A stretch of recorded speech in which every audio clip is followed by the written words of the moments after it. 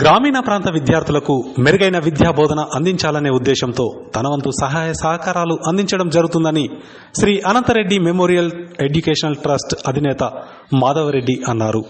సిద్దిపేట జిల్లా మెరుదొడ్డి మండలం అల్వాల గ్రామంలోని ప్రాథమిక పాఠశాలను గత 2 సంవత్సరాల క్రితం దత్తత తీసుకోవడం జరిగిందన్నారు. దత్తత తీసుకున్న 2 సంవత్సరాల కాలంలో పాఠశాలకు కావాల్సిన మౌలిక వసతులతో పాటు విద్యార్థులకు యూనిఫామ్స్, నోట్బుక్స్ అందించడం జరుగుతుందన్నారు. విద్యార్థులకు చదువుతో పాటు క్రీడల్లో రాణించాలనే ఉద్దేశంతో పాఠశాల ఆవరణలో క్రీడా సామగ్రిని ఏర్పాటు చేయడం జరిగిందని గుర్తు చేశారు. విద్యార్థుల్లో ఉన్న ప్రతిభను గుర్తించి వారికి ఉత్తమమైన బోధన చేయాలని ఉపాధ్యాయులకు సూచించారు. ప్రైవేటు పాఠశాలను తలదన్నేలా ప్రభుత్వ పాఠశాలలో మెరుగైన విద్యా బోధన అందించి ప్రశంసలు పొందే విధంగా ఉపాధ్యాయ బృందం కృషి చేయాలన్నారు. ప్రభుత్వ పాఠశాలకు అన్ని విధాలుగా సహాయ సహకారాలు అందిస్తున్న మాధవరెడ్డికి మాజీ వైస్ ఎంపీపీ పోలీస్ రాజులు, మాజీ సర్పంచ్ కిష్టయ్య, మాజీ ఉప సర్పంచ్ దిలీప్ రెడ్డితో పాటు గ్రామస్తులు మాధవరెడ్డిని అభినందనలు తెలియజేసి సన్మానించారు. అనంతరం ఉత్తమ ప్రతిభ కనబర్చిన విద్యార్థులకు ప్రైజ్ మనీతో పాటు మెమోటోలను అందజేశారు. మనం అక్కడ ఎందుకు పోతలేము, ఎందుకు ఇక్కడ మనం కూడా ఈ Alwal primary school, Indiranagar school తలదన్నే విధంగా ఎందుకు చేసుకోవద్దు? బరాబర్ అవుతుంది. అయితే ఇక్కడ మీరు చేయాల్సింది ఏంటంటే, ఇంత పోస్ట్ గ్రాడ్యుయేట్ ఉద్యోగస్తులంతా ఉండి ఆ రకంగా మోటివేట్ చేయండి. పిల్లల్ని ఆ రకంగా తయారు చేయండి. మీరు తయారు చేస్తే మేము ఆటోమేటిక్గా పంపుతాం. ఎందుకు పంపం? మాకు కావాల్సింది, మా పిల్లలకు కావాల్సింది విద్య. ఉదాహరణకి ఇట్లే మీరు చేస్తుంటే మేము ఓ రోజు ఒక గేమ్స్ పెడతాం. ఓ 10,000 రూపాయలు కానీ నేను పెడతా, గేమ్స్ పెడదాం. లేదు ఓ వ్యాసరచన పోటీలు పెడదాం. సండే చూసి ఆ స్కూల్ పిల్లల్ని వెళ్తాం, ఈ స్కూల్ పిల్లల్ని వెళ్తాం. మంచి ఓ రోజు బ్రహ్మాండంగా పెడదాం, అందులో ప్రైజెస్ ఇద్దాం. అప్పుడు ఏం తెలుస్తుంది అని అంటే, మీరు బాగా చెప్తున్నా వాళ్ళు బాగా చెప్తున్నా అనేది మీకు అర్థమవుతుంది, మాకు కూడా అర్థమవుతుంది. ఏ స్కూల్ బాగుందిరా అనేది మేము కూడా కంపల్ట్ బజార్లో ముచ్చట్లు ఉంటాయి కదా మావి కూడా. ఆ బజార్లలో కూర్చోరా, ఇది బాగుంది, అది బాగుంది, ఇది బాగుంది అనే విషయం మేము చర్చించుకుంటాం. అటువంటివి ఇప్పుడు ఆ స్కూల్లో కూడా అయ్యో వాళ్ళు కూడా పోటీ తత్వానికి వచ్చేస్తారు. ఏది ఏ రకంగా అబ్బా ప్రైమరీ స్కూలే మనం దాటిసిపోయారా అనే మాట వస్తుంది. కాబట్టి ఈ పోటీ తత్వం పెట్టి ఆ రకంగా విద్యను మీరు ముందుకు తీసుకొచ్చే విధం మా దగ్గర ఎవరి దగ్గర లేదు తల్లి. ఈ భగవంతుడు మీకు ఈ పిల్లల భవిష్యత్తు మేము నన్నాం, మా పిల్లల్ని కానీ వాళ్ళ తలరాతను మేము కనలేదు, మాకు రాదు. వాళ్ళని తీర్చిదిద్దే బాధ్యత భగవంతుడు ముగిచ్చింది. కాబట్టి ఆ భగవంతుడు మీరు కూడా మీ పిల్లల్ని చూస్తూ ఈ పిల్లల్ని కూడా మీ పిల్లలుగా భావించి ఆ భవిష్యత్ తరానికి మాధవరెడ్డి సార్ కాన్సెప్ట్ ఏదైతే ఉందో ఆ కాన్సెప్ట్ ఇప్పుడు నా పిల్లలని నేనే చదివించుకుంటా. ఈ గరీబ్ వాళ్ళ పిల్లలకి ఆయన తల్లిదండ్రి భగవంతుడు అయింది. కాబట్టి ఆయన కాన్సెప్ట్ కూడా రీచ్ అయ్యే విధంగా మేము ఏ ప్రయత్నం చేసినా మా చేతులు లేదు కాదు, మీ చేతిలో ఉంది. దీన్ని మీరు ప్రిస్టేజ్ ఇష్యూగా తీసుకొని ఆ రకంగా పిల్లలకు మోటివేట్ చేసి పిల్లలను చదివిస్తే ఆ పుణ్యం కట్టుకోవాల్సిందిగా మీ అందరికీ విజ్ఞప్తి చేస్తున్నాం తల్లి. తప్పకుండా స్కూల్ దత్తత తీసుకున్నారు అంటే ఈ 1 సంవత్సరం చేసి నెక్స్ట్ ఇయర్ నాకు సంబంధం లేదు, నేను ఇక్కడ చూడను, నేను ఇక్కడికి రాను, ఏదో ఇచ్చేసా మీరు చేసేయండి అని కాకుండా దత్తత తీసుకున్నారు. కాబట్టి మేమన్నా మర్చిపోతాం ఏమేదనే విషయం, కానీ సార్ 1 నిమిషం కూడా మర్చిపోరు. ఏ విషయం ఉన్నా మాకు ఫోన్ చేసి ప్రతి విషయం అప్డేట్ చేసుకుంటూ పిల్లలు జాయిన్ అయ్యారా, కొత్త వాళ్ళు ఎంతమంది వచ్చిర్రు, ఏ విధంగా చేస్తున్నారు అనే ప్రతి విషయాన్ని సార్ ఫాలో అప్ చేస్తూనే ఉంటారు ఎప్పటికీ. సార్కు మన స్కూలు అనేది ఫస్ట్ ఇంపార్టెంట్ ఇస్తున్నారు. సారు మన ఊర్లో అంటే జన్మనివ్వడము, ఆ విధంగా సార్ సెటిల్ అయ్యి ఆరోగ్యంగా ఇంత హుందాగా ఈ విధంగా అన్ని రకాలుగా ఆర్థికంగా చాలా బాగున్నారు. కాబట్టి మనం సారు యొక్క ఆశీర్వాదంతో ఇక్కడ ఉండి మన పిల్లల్ని మంచిగా చదివించుకుంటే సార్ సహకారం అనేది ఈ సంవత్సరం కాకుండా ఎప్పటికీ దత్తత తీసుకున్నారు. కాబట్టి ఎప్పటికైనా సార్ మన ఎంబడి ఉండి నడిపిస్తానే హామీ ఇచ్చింది సార్. ఒకటే విషయం, సార్ గేటు పక్కకు వేయడం జరిగింది. ఒకటే మాట నేను అన్న, సార్ మీ గేట్ మీద ఫిట్ చేపిస్తున్నా అనగానే సంతోషం రా, నువ్వు గేట్ ఫిట్ చేయి అని చెప్పడం జరిగింది.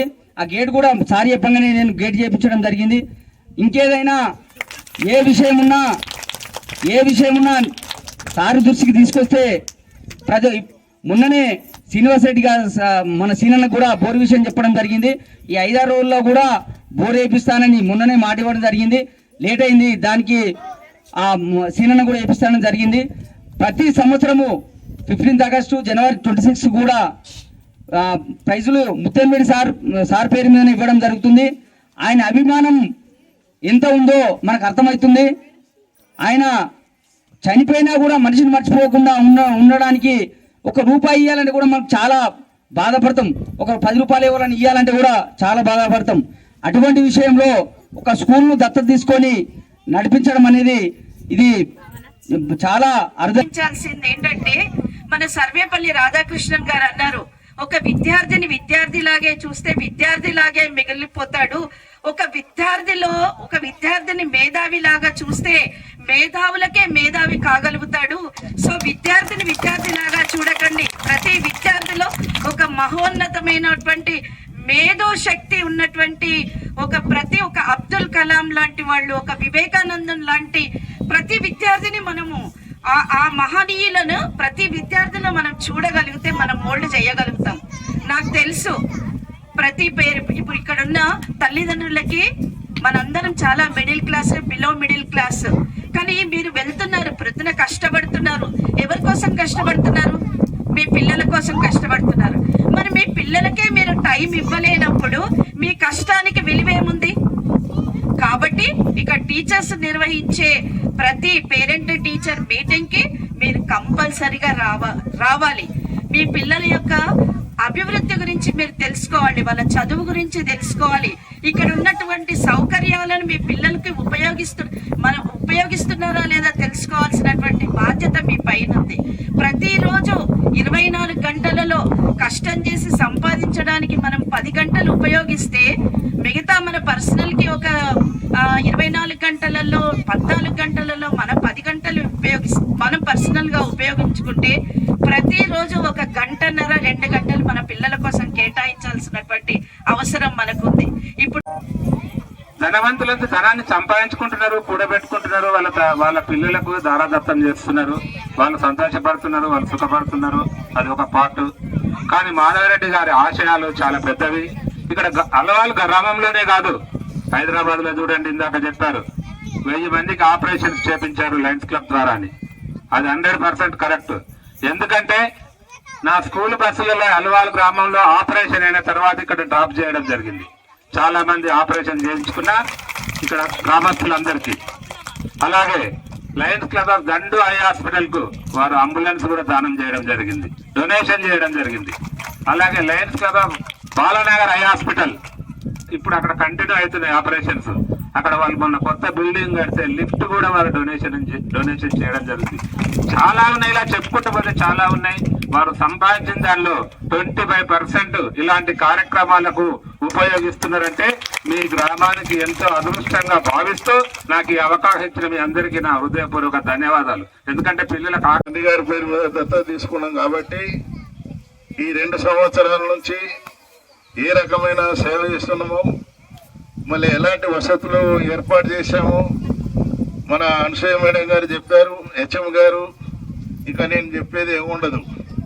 ఒక్కటే నా మనవి ఏంటంటే, తల్లిదండ్రులను కోరేది మీరు మీ పిల్లలు ఈ స్కూల్లో చదివించేట్టు ఏర్పాటు చేయాలి. తర్వాత పక్క ఇళ్ళల్లో కూడా వాళ్ళకి చెప్పాలి ఈ స్కూల్లో అన్ని విధాల వసతులు ఉన్నాయి. తర్వాత మళ్ళీ బాగా చదివిన క్వాలిఫైడ్ టీచర్స్ అంటే గ్రాడ్యుయేషన్ చేసిన టీచర్లు ఇక్కడ ఉన్నారు.